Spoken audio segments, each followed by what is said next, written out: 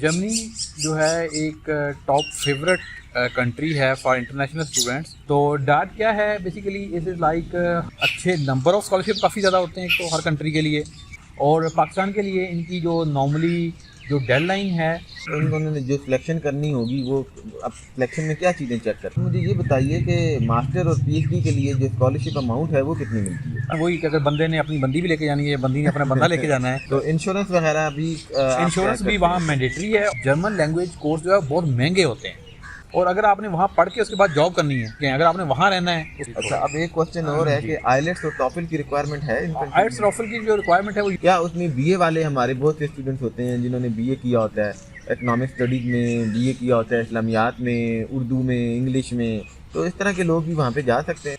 तो एक और चीज़ जो मेरा ख्याल है वो बात करनी ज़रूरी है थोड़ी सी आगे, की अमाउंट भी ज़्यादा होगी। उसकी अमाउंट ऑलमोस्ट डबल होती है देन द डॉट। अगर वो फॉर एग्जाम्पल आपके हस्बैंड है और वो कुछ नहीं करते, सिर्फ बर्तन धोते हैं घर में, तो उनको भी साथ पैसे मिलना शुरू हो जाएंगे। अच्छा, आपके बच्चों को मिलेंगे।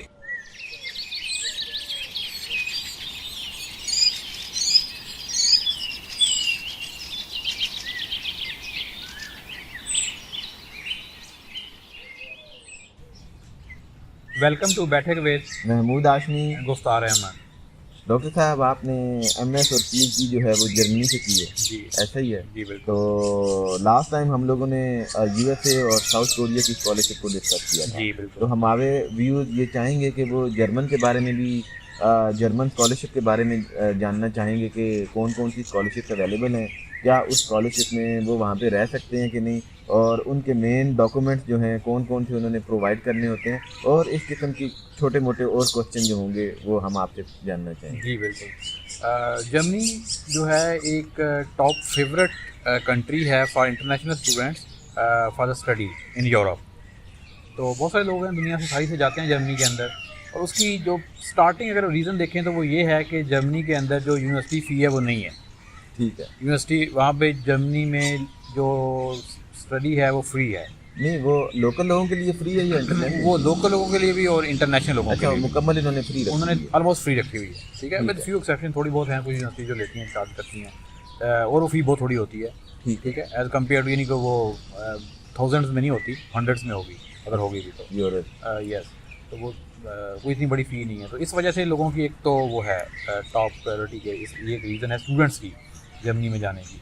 अब स्कॉलरशिप्स की बात अगर करें तो स्कॉलरशिप्स में जो सबसे पहला नाम आता है वो है डाट, DAAD।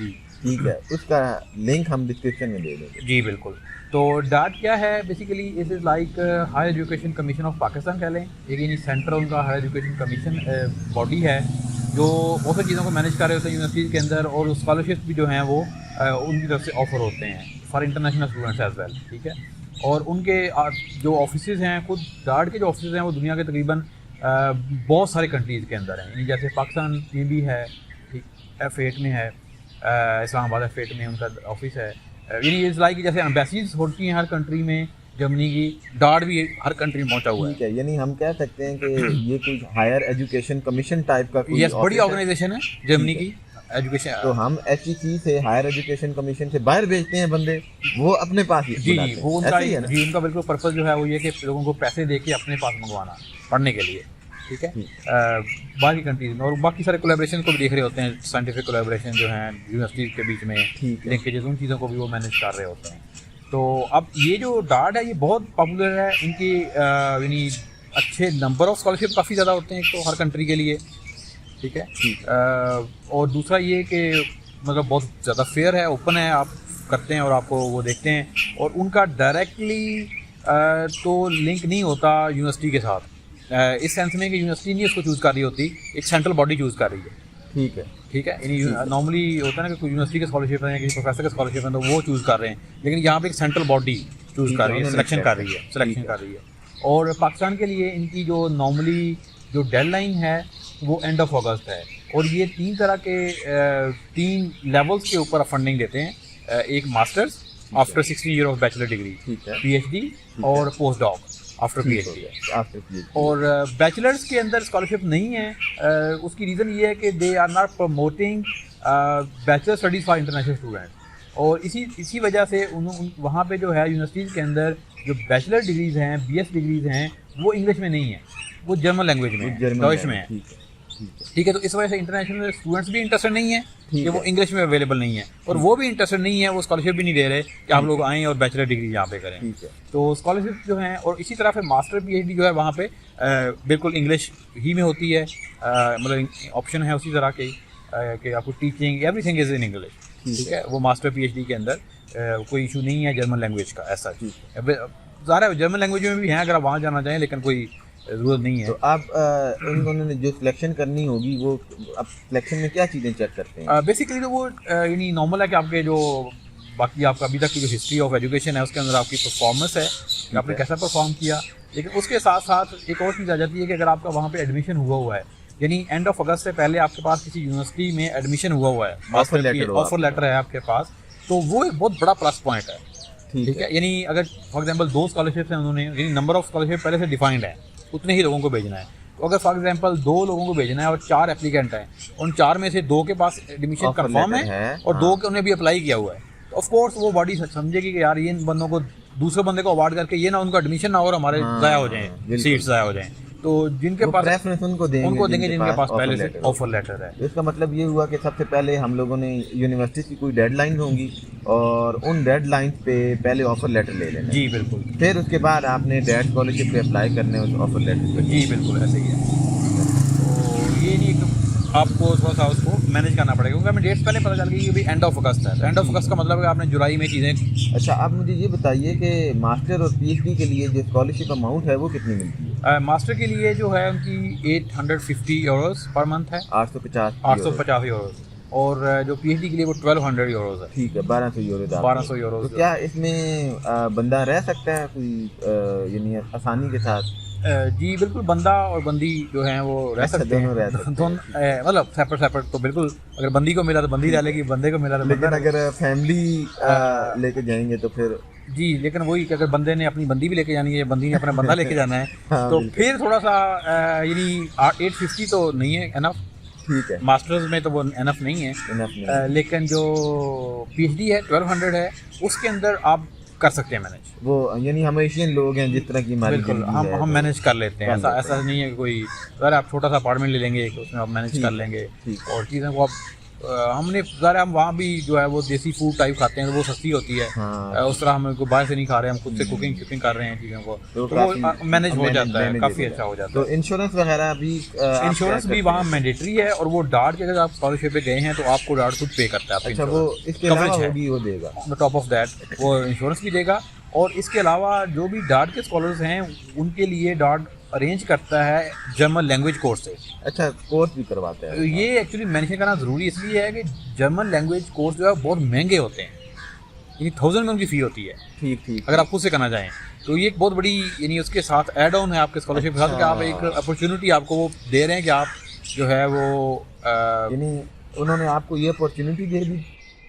ये अपॉर्चुनिटी इसलिए दे रहे हैं कि आप कोर्स तो इंग्लिश में है, वो सारा कुछ उन्होंने करना है, लेकिन रोज़मर्रा ज़िंदगी के जो मामलात होंगे, कहाँ जाना आना, सौदा तलब, खरीदारी वगैरह, तो उसमें ये आपके लिए हेल्पफुल होंगे। और इसके अलावा हेल्पफुल इसलिए भी होंगे, और अगर आपने वहाँ पढ़ के उसके बाद जॉब करनी है, हाँ बिल्कुल, ठीक है, तो फिर तो आपको ज़रूरी है ना, ज़रूरी है। तो वो आपको फिर आप क्या करेंगे, या तो आप ज़ाहिर है यानी आप वहाँ रहते हुए भी सीख सकते हैं जर्मन, लेकिन अगर आपने एक थोड़ा सा उसमें इंट्रोडक्टरी कोर्स कर लिया तो आपको जल्दी आप सीख जाएंगे। ये किस लेवल तक लेके जाते हैं कोर्स को? डिफरेंट कोर्स के लेवल होते हैं, तो ये A1 A2 तक वो करवा देते हैं, उसके बाद B1 B2 या C1 उसमें आप खुद करेंगे अगर आपने करने हैं तो। ठीक है। लेकिन वो अगर बंदा थोड़ा सा वो एफिशिएंट हो वहाँ पे रह के, तो मतलब डिपेंड करता है ना आपके प्लान्स क्या हैं। अगर आपने वहाँ रहना है उसके बाद आप किस तरह के प्लान कंटिन्यू करने के, और कोर्स आप इंटरेस्ट लेंगे, आप वहाँ की लैंग्वेज जो है वो उसको अडॉप्ट कर लेंगे। लेकिन अगर आपका प्लान नहीं है तो फिर आप वही उतना रहेंगे हमारी तरह के, भाई जितना ज़रूरत है उतना कर लें बस, बाकी। अच्छा, अब एक क्वेश्चन और है कि आइलेट्स और टॉफल की रिक्वायरमेंट है? आइलेट्स टॉफल की जो रिक्वायरमेंट है वो यूनिवर्सिटीज़ की नॉर्मली नहीं है। ठीक है, बहुत सारी यूनिवर्सिटीज़ में आपको जस्ट एक इंग्लिश प्रोफिशिएंसी लेटर या इस बात का प्रूफ कि आपकी जो बैचलर डिग्री है या मास्टर डिग्री जो प्रीवियस डिग्री थी वो इंग्लिश मीडियम में थी, that is enough many cases के अंदर। लेकिन जो है कुछ सालों से एम्बेसी जो है उन्होंने वीज़ा की रिक्वायरमेंट में ये चीज़ डाल दी है।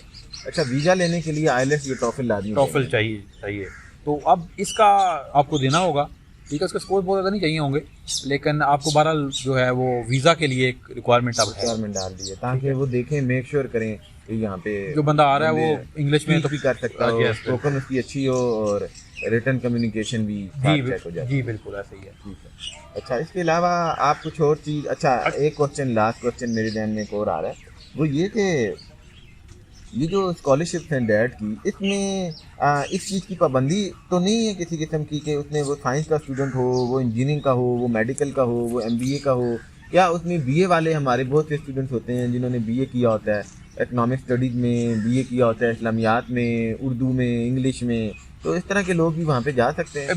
BA है जो भी बैचलर डिग्री 16 ईयर में होनी चाहिए, यानी कोई भी होगा, कोई भी हो, किसी भी हो, उसके आगे अपॉर्चुनिटीज़ हैं आपके पास, वो वहाँ पे जा सकते वो जा सकते हैं। लेकिन एक मतलब इसमें कोई रिस्ट्रिक्शन नहीं है।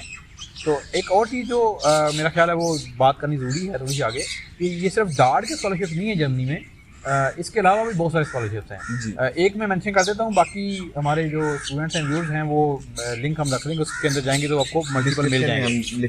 फॉर एग्जाम्पल एक जर्मन रिसर्च फाउंडेशन है, ठीक है, वो रिसर्च फंडिंग देती है प्रोफेसर्स को, प्रोफेसर्स प्रोजेक्ट्स लिखते हैं, उनको फंडिंग प्रोजेक्ट्स के अगेंस्ट मिलती है। अब इस फंडिंग पे वो लोगों को हायर कर सकते हैं, ठीक है। और ये जो कॉन्ट्रैक्ट होते हैं ये स्कॉलरशिप तक की तरह के कॉन्ट्रैक्ट नहीं होते, ये जॉब वाले कॉन्ट्रैक्ट हैं। ठीक है, यानी अमाउंट भी ज़्यादा होगी, उसकी अमाउंट ऑलमोस्ट डबल होती है देन द डॉट, ठीक है। और उसका फ़ायदा ये कि आप उस वक्त एम्प्लॉयमेंट एज ए एम्प्लॉय जा रहे हैं वहाँ पे, और आप टैक्स पेयर भी हैं, और आपको फिर वो count towards your further nationality. अच्छा, यानी आपने टैक्स कुछ अच्छा देना होता है, लेकिन स्कॉलरशिप में तो आपको एक फिक्स अमाउंट है, उसमें आपको टैक्स नहीं दे रहा, आप जॉब, आपके पास जॉब नहीं होती। इस केस में आप कुछ अच्छा वहाँ जॉब कर रहे हैं, उतना जॉब भी कर रहे हैं, नेशनलिटी की तरफ अप्लाई कर सकते हैं, और अपनी डिग्री भी करना चाहें तो वो भी कर सकते हैं, और आप टैक्स पेयर हैं क्योंकि, तो आपको बहुत सारे बाकी बेनिफिट्स भी मिलते हैं। यानी अगर आपके साथ वाइफ हैं, अगर वो फॉर एग्जाम्पल आपके हस्बैंड है और वो कुछ नहीं करते, सिर्फ बर्तन धोते हैं घर में, उनको भी साथ पैसे मिलना शुरू हो जाएंगे। अच्छा, आपके बच्चों को मिलेंगे, यानी वही जो एक वहाँ पे बंदा जॉब कर रहा है उसको बेनिफिट होते हैं, सारे के सारे बेनिफिट्स इस केस में आप उनको मिल रहे होते हैं। स्कॉलरशिप में ऑफ कोर्स नहीं मिल रहे होते, वो तो एक फिक्स अमाउंट होती है। तो इस केस में आप प्रोफेसर्स के साथ प्रोफेसर एडवर्टाइज करते हैं। अब इस केस के अंदर DFG फंडिंग यानी रिसर्च फंडिंग है, तो इसमें कोई PhD वगैरह का नहीं होता, वो तो एक एम्प्लॉयमेंट कॉन्ट्रैक्ट है। लेकिन उसके अंदर अगर आप PhD करना चाहें तो कर सकते हैं, उस काम को आप एज ए PhD डिफेंस लेके जा सकते हैं। अच्छा, ठीक है, या एज ए पोस्ट डॉक काम कर सकते हैं। पोस्ट डॉक तो है ही फिर जॉब, उसमें तो इशू नहीं है। तो इसके अलावा भी बहुत सारे हैं, वो इतनी क्वांटिटी में स्कॉलरशिप बहुत ज़्यादा नहीं होते, यानी कि उसमें लिमिटेड नंबर होते हैं। जैसे 1-2 स्कॉलरशिप हैं वो 1000-1200 टोटल होते हैं, हर साल होते हैं, उसमें थोड़ा सा कंपटीशन ज़्यादा हो जाएगा, लेकिन 12 वो भी स्कॉलरशिप हैं, तो वो भी हम लिंक डाल देते हैं। जैसे बहुत सारी ऐसी वेबसाइट्स हैं जिनमें उन्होंने बड़े रखे हुए हैं, इकट्ठे करके लिस्ट दी हुई है। स्कॉलरशिप इन Germany.org है, ठीक है, और यानी उनमें क्वांटिटी कम होगी, नंबर ऑफ स्कॉलरशिप कम होगी एज कम्पेयर टू ये, यानी बहुत ज़्यादा स्कॉलरशिप है ना। DFG के बहुत सारी फंडिंग वो प्रोफेसर अनाउंस करते रहते हैं टाइम टू टाइम यूनिवर्सिटी से, तो वहाँ पे आप जो DFG वाली फंडिंग है वो नॉर्मली PhD और पोस्ट डॉक है, उसमें मास्टर फिर नहीं आता। अच्छा, इन जनरल, ठीक है, कि उसमें वो उनके लिए वो उनको हायर करते हैं जो PhD स्टूडेंट्स हैं या उसके बाद वाले, क्योंकि प्रोजेक्ट के लिए करना होता है हायर। जी बहुत शुक्रिया डॉक्टर साहब, आपने काफ़ी कारआमद और मुफीद बातें जो हैं जर्मन स्कॉलरशिप के हवाले से आपने शेयर की हमारे व्यूअर्स के साथ। तो इंशाल्लाह नए प्रोग्राम में नए टॉपिक के साथ दोबारा हाजिर होंगे। अपना बहुत सारा ख्याल रखिएगा। अल्लाह हाफिज़।